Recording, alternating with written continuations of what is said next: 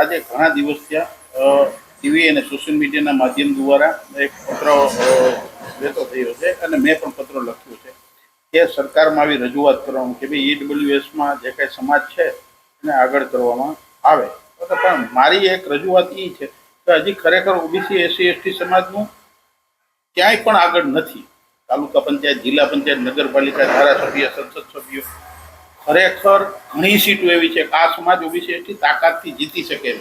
પણ જેતુનો દેશ આવે છે તેનું એક બંધારણ તરીકે કોઈ પણ સમાજના એક ધારાસભ્ય હોય છતાં નહીં જ હોય છે. પણ હવે આવનારા સમયમાં 2027માં ઓબીસી એસસી એસટી સમાજ ખૂબ જાગૃત થઈ રહ્યો છે અને 6.5 કરોડની જનતામાં 2.5 કરોડ કોળીને ઠાકોર સમાજ છે અને આ સમાજ ખૂબ જ ડેવલપિંગ અને એની સાથે સર્વે સમાજ ભેગા રહીને આજે એક જ્વાળામુખી બની રહ્યા છે. એટલે સરકારને એક ભાજપના કાર્યકર્તા તરીકે અને મારે સરકારમાં એક રજૂઆત કરવી જોઈએ કે આવો ઝીણો ગણગણાટ ચાલુ થયો છે. એટલે ઓબીસી એસટીના જે કાંઈ હક ને બંધારણ છે એમાં 0% ફેરફાર ન કરે, નકર એનું બહુ વિપરીત પરિણામ આવશે. ઈડબ્લ્યુએસ ના નિર્ણય લેતા પહેલા તમે સરકારને એક સવાલ પૂછ્યો છે, તેને લઈને શું કહેશો? સરકારને મેં એ જ સવાલ પૂછ્યો છે કે એક પત્ર લખીને કે સાહેબ આ સમાજની વેદનાઓ ઘણી બાકી છે. આજ તમે પાણી પુરવઠામાં, બોર્ડમાં, નિગમમાં, સરકારી ક્ષેત્રે, કોઈ યાર્ડમાં, ક્યાંય તાલુકા પંચાયત, જિલ્લામાં હજી તો શુભ શરૂઆત થઈ છે સાહેબ.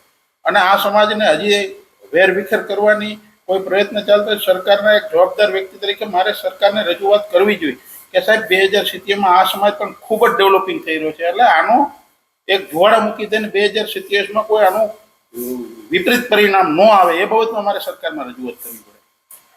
ઓબીસી એસસી એસટી ની નોંધ નથી લેવામાં આવતી, શું કહેશો? ઓબીસી એસસી એસટી સમાજની ખરેખર હજી કે નોંધ લેવાની શરૂઆત થતી આવે છે અને આ પહેલું પગથિયું છે.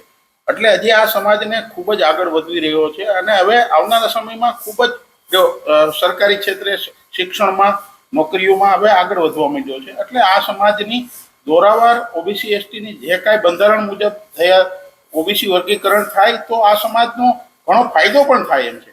તો ખરેખર જાતિ આધારિત ગણતરી માટે થાય તો ગુજરાતમાં ખરેખર એક સારું અને બહુ સારું પરિણામ આવી શકે એમ છે.